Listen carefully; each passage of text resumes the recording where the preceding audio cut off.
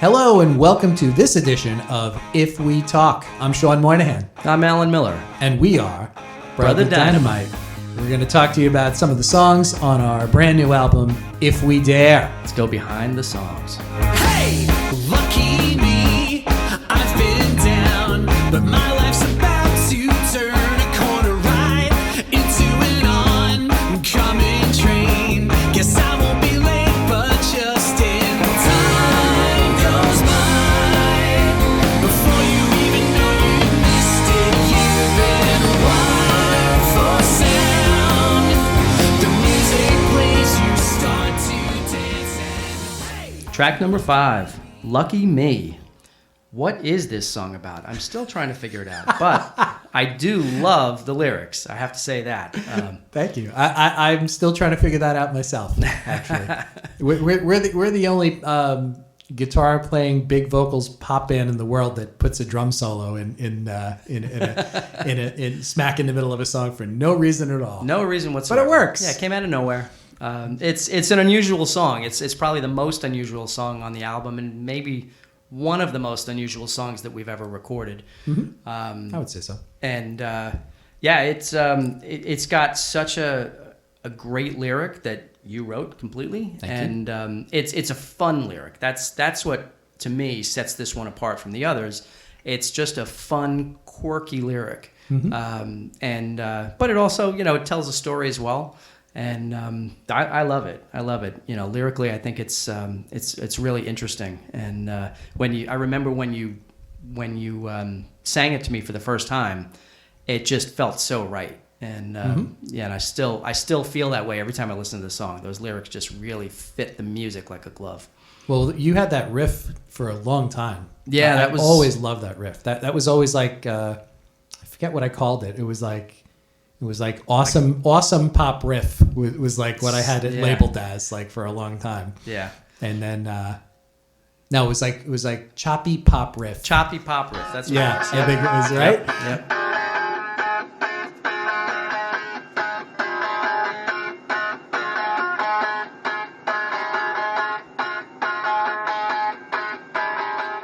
And there was one day I literally sat up in bed and I had, and like people who write songs know what I'm talking about. Like here it comes, Right. like and I went, oh. And I ran and grabbed my laptop and like, it was all I could do to just keep up, right. With the lyric. And I got it all down and it was one of those rush of inspiration things where luckily you were home and luckily you could, get it all down and not lose any of it. You called me on the phone, yeah. And then I called you and I was like, listen to this, and I sang it all the way through. And like you went, and what did you say? I don't remember what I said. I do. I know because I loved it. I do because you went, that's great. That sounds like something I would have said. Which, ladies and gentlemen, Alan never does. Oh, that's not But you genuinely, dug it like right from the beginning, and you got that it was going to be a quirky, stream of consciousness, right?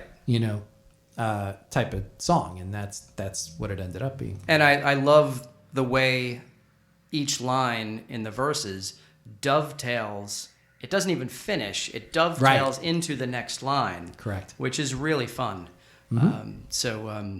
Like what's an example? I can't think of the lyrics, but that was always one of my favorite parts about the lyric was the way one line didn't finish. It just dovetailed straight into the next line. That was a lot of fun. Yeah. No, thanks. That was and I've never written anything like that before or since. And I just went, okay, yeah, that's how we say this all the time. Like you don't write songs. Like you're just the guy who is lucky enough to have it, sort of come from someplace else, like through you, and you get to deliver the baby. Right. Yeah. Yeah. No, it's true. I mean, like, we talked in an earlier episode about how it's songwriting is 10% inspiration, 90% perspiration, but there are those moments where it just sometimes just suddenly comes flooding through you, and you just have to, like you said, just keep up with it. Just keep up with it, get those lyrics down or get that music down and just capture it before that sort of bit of inspiration disappears. And moves on. Mm-hmm. So the next songwriter or whoever, that's right.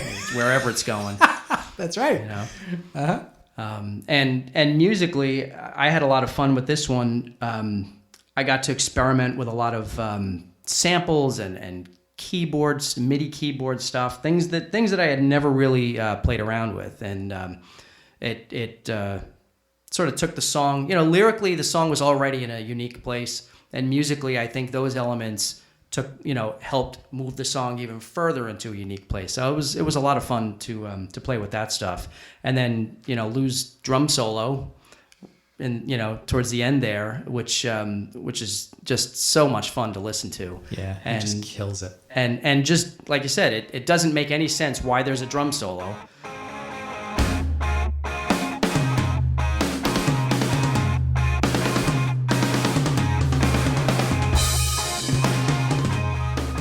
But it works. It works totally, and he just played his butt off, and then it goes into this other part that has nothing to do with the rest of the song, right? And we're all just rocking out, and Lou's bashing away, and rocks, yeah. You're strumming away, and I'm playing a lead, and everybody's going for it, and it's on the way out. Totally unrelated to what came before it. So it's like I said, it's probably our most unusual song, but it's a lot of fun. A lot of fun. I really enjoy listening to it.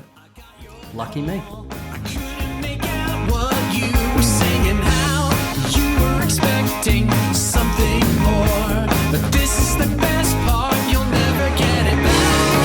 In my day, we never felt this way. Our whole life of fame has a way of making sure life kicks you hardest when you're down. And it's time to pick yourself back up and say, pick yourself up and say. Thanks for listening to this edition of If We Talk. We're Brother Dynamite. If We Dare is out now on Bandcamp and iTunes and Spotify and just about every streaming platform there is. Don't forget to follow us on Instagram at Brother Dynamite Music, and on Facebook and YouTube at Brother Dynamite, and at brotherdynamite.com. We will see you soon.